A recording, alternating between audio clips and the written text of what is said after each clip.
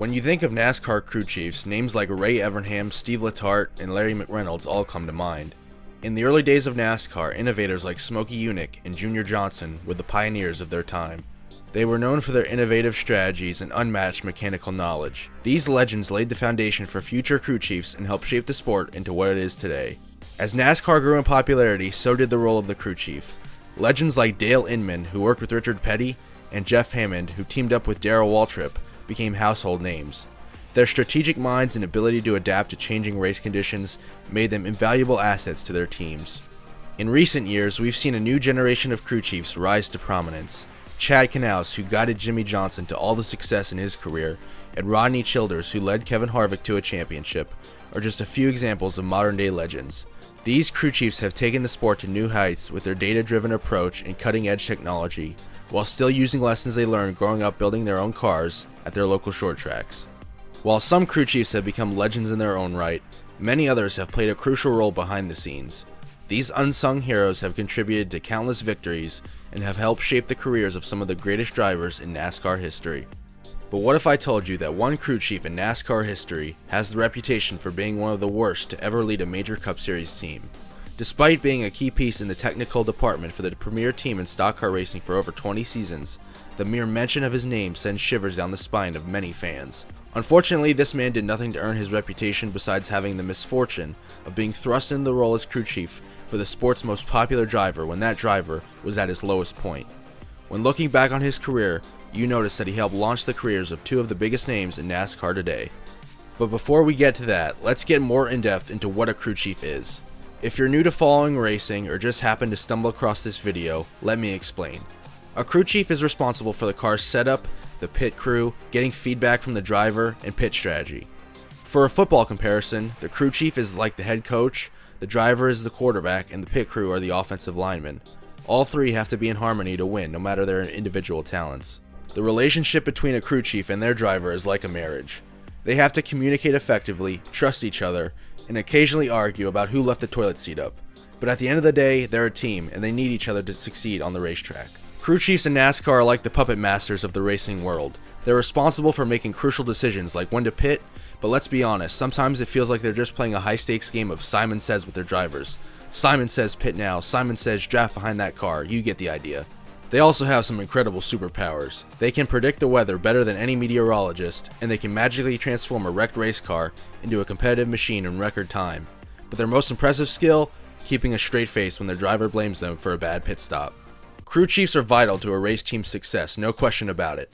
Hendrick Motorsports in particular has always been a team that has been able to match the right crew chief with the right driver.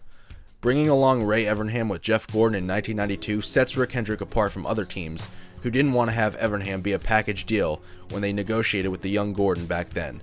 When HMS started the 48 team, they tapped Chad Knaus, a former Rainbow Warrior in Gordon's dominant run, to be the crew chief. Hendrick Motorsports leads us to the main protagonist of this story, Lance McGrew.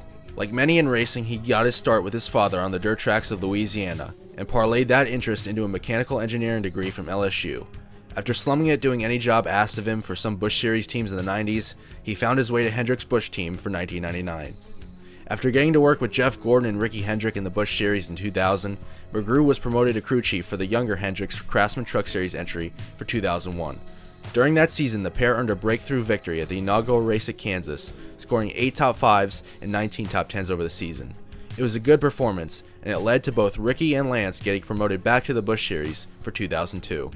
Unfortunately, in just the third race of the season at Las Vegas, Ricky Hendrick suffered injuries after a crash, and when he returned later on in the season, it was clear that he wasn't the same driver. His racing career would be over at the age of 22, leaving McGrew without the opportunity to follow Ricky all the way to the Cup Series. However, Ricky Hendrick, upon his retirement, was put in charge of HMS's Busch Series team. He knew not to let McGrew get away, and for 2003, Ricky hand-selected another young driver, Brian Vickers, to fill his spot in the 5 car. Going from a family-owned team to Hendrick Motorsports was going to take some time to adjust. After 10 races, Vickers only sat 10th in points, but unlike the previous season, the 5 team hit their stride in the summertime, especially in August. Vickers scored an emotional first win at IRP, and with 2 more victories at Darlington and Dover, thrust himself into a wide-open title battle that could have seen any one of 6 different drivers win the title going into the season finale. This was with the season-long points format too, no resets or brackets or gimmicks some brainless incompetent could come up with, just saying. Anyway, Vickers did just enough to eke out the 2003 NASCAR Busch Series Championship and earn himself a quick promotion to the Cup Series. For McGrew, scoring a championship in just his third season as a crew chief in the top 3 series had to feel great. Despite Vickers moving up, McGrew would have to wait one more year to join him in the Cup Series. McGrew, being a big part of helping a young driver to the title the previous season, was kept around to guide another promising talent. But to say promising talent would be an understatement. Kyle Busch was already winning everything in the lower divisions and scored a runner-up finish the first time he ever ran in the Busch Series. He was the next big thing for sure, and 2004 proved that. Despite beating Vickers' average finish by 2 whole positions from the year prior and winning more races, Busch could only finish second to Martin Truex Jr. in the 2004 Busch Series title race. It was nothing to be ashamed of though, as Truex had thoroughly dominated the season. It was a 2-horse race between the future Gibbs teammates all season long. Everyone else was left in the dust. It was still a greatly successful season for McGrew and company.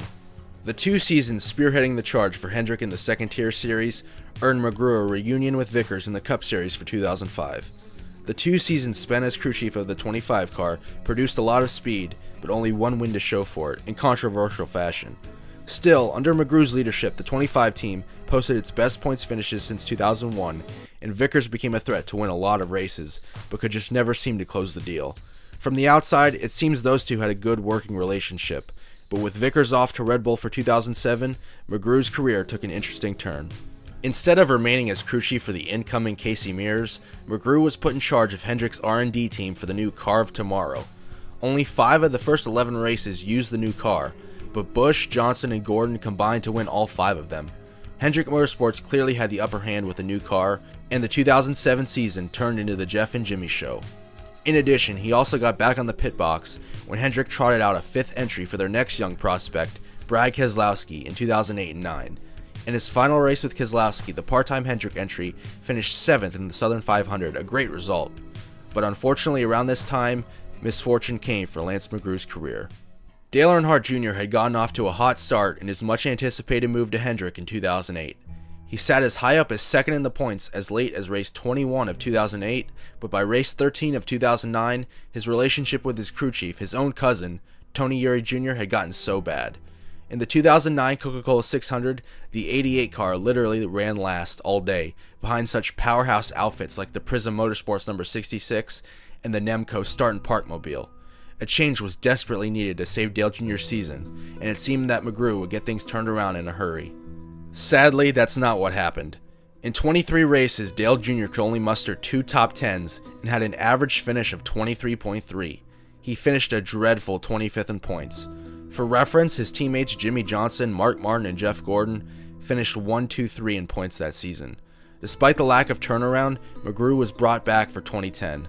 Although the average finish was raised to 18th and the good runs were more frequent, Jr. did not even sniff a chase berth. At this point, the most popular driver struggling this badly at a time when NASCAR was collapsing in television ratings didn't do anyone any good. I remember being on YouTube and message boards back then, and basically any Dale Jr. fan you came across would just roast McGrew constantly as if it was all his fault. Being a young guy back then, I bought into all of that. I found a great article by Ryan McGee that I'll link in the description that describes the kind of stuff McGrew had to put up with from rabid Jr. fans. It's an interesting read. McGrew's stint working with Dale Jr. only really highlighted that something was up with Dale Jr. that needed fixing. Luckily, he had Rick Hendrick in his corner. For 2011, Hendrick swapped around 3 of his 4 crew chiefs. Alan Gustafson, who had been working with Mark Martin, got moved to Jeff Gordon's team. Steve Letarte, who had worked with Jeff Gordon for 5 years previously, was now paired with Dale Jr., and McGrew was sent to lead Mark Martin's 5 team in Mark's last season at Hendrick. The move paid dividends immediately for Gordon and especially Dale Jr. Letarte was a really good crew chief, but I don't think he and Jeff meshed perfectly. Dale Jr. responded way better to Steve Letarte than any crew chief he had since Tony Eury Sr., and that showed in the results. Both Gordon and Dale Jr. were mired in long winless droughts, and after this move, they both started winning races again regularly. Unfortunately, the move did not work out for Mark Martin. With McGrew on the pit box, Mark posted his worst season at Hendrick and finished worse in points than Dale Jr. had the previous season.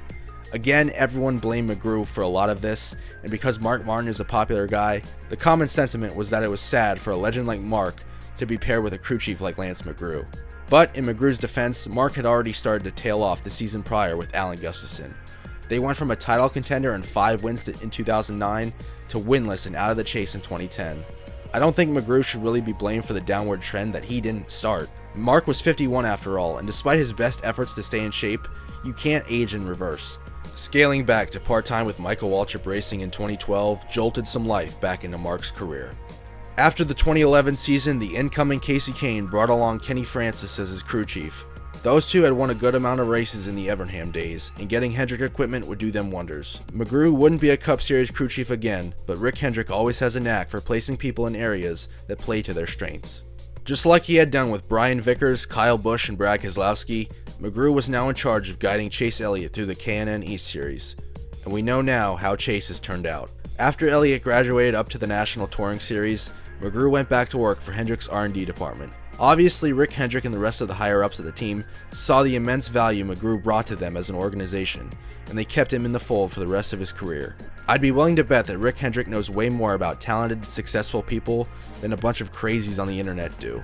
This story and video really were meant to highlight the fact that you can do everything right, end up in a bad situation, and get blamed for stuff that's really outside of your control. Lance McGrew was a vital piece for Hendrick Motorsports' success over the past 2 decades plus. He ultimately had a great career and a lot of fun, even after dealing with the heat from NASCAR's most rabid fan base. After his retirement from Hendrick at the end of 2022, he remarked, "You've been in the business for so long you tend to forget a lot of things. All the little nuances and the people that you've worked with, the people that have come and gone, places you've been to and seen outside of the racetrack. It's just too many good times to remember." If you enjoyed this video, please like, subscribe, and hit the notifications bell. Thank you, and I'll see you in the next video.